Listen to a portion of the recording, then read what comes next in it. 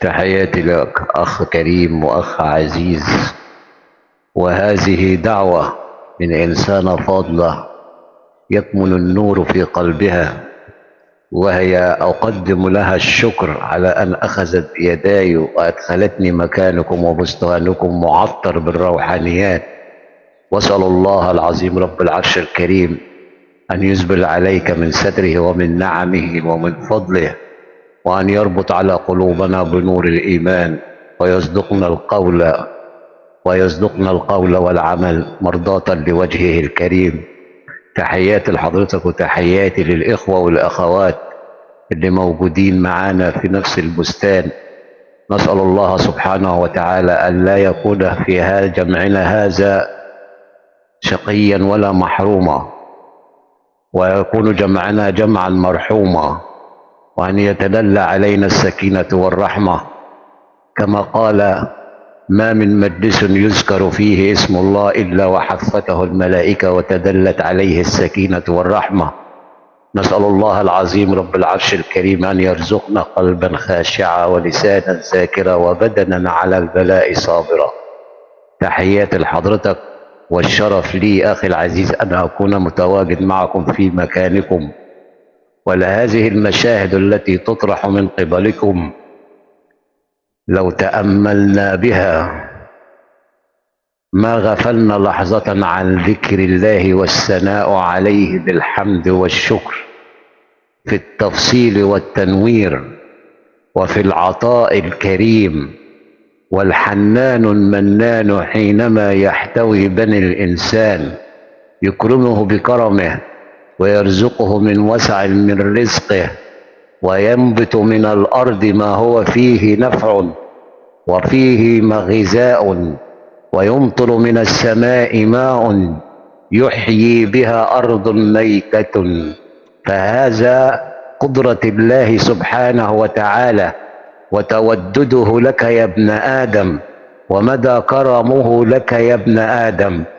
فهل أنت توددت إلى الله وكنت عبدا شكورا؟ كنت عبدا حمودا؟ ثنيت لله بالحمد والثناء؟ أسجدت لله سجدة فيها خشية وخشوع ونداء، وناديت وقلت اللهم لك الحمد كما ينبغي لجلال وجهك وعظيم سلطانك؟ وكل هذه المشاهد أخي العزيز أكرمك الله، إذا كنا يصدقنا اليقين ونور القرآن ونتفكر في خلق السماوات والأرض لجلسنا في هذا البستان تأملا، ونسبح في قدرة الخالق، قدرة السميع، قدرة البصير، قدرة الودود، قدرة الحنان، قدرة المنان، قدرة المعطاء.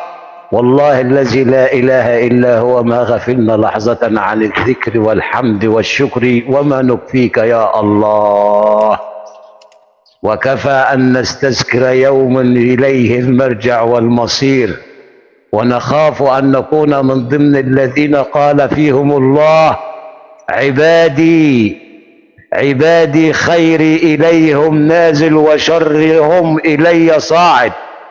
نسأل الله سبحانه وتعالى أن لا نكون منهم، وأن يأخذ بأيدينا إليه ويردنا إليه ردا جميلا، ونكون من الذين قال فيهم مولانا عز وجل: تتجافى جنوبهم عن المضاجع. ماذا يفعلون؟ يدعون ربهم خوفا وطمعا ومما رزقناهم ينفقون، مرضاة لوجهك الكريم وخشية من جبروت الجبار المنتقم المعز المذل. ونتمنى أن ندخل في عباءة الرحيم الرحمن الغفور الودود. نسأل الله سبحانه وتعالى أن يتقبلنا بقبول حسن جميعا، وأن يأخذ بيدنا إلى ناصيته. تحيات لحضراتكم، وآسف على الإطالة أخي العزيز.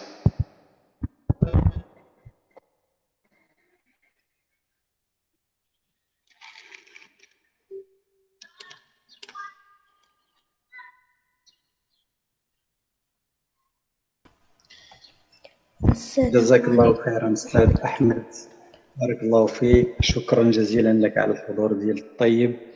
ذكرنا هذه الكلمة الطيبة. أسأل الله تعالى أن يجعل من يستمع القول فيتبع أحسنه. جزاكم الله خيرا شيخنا، بارك الله فيكم.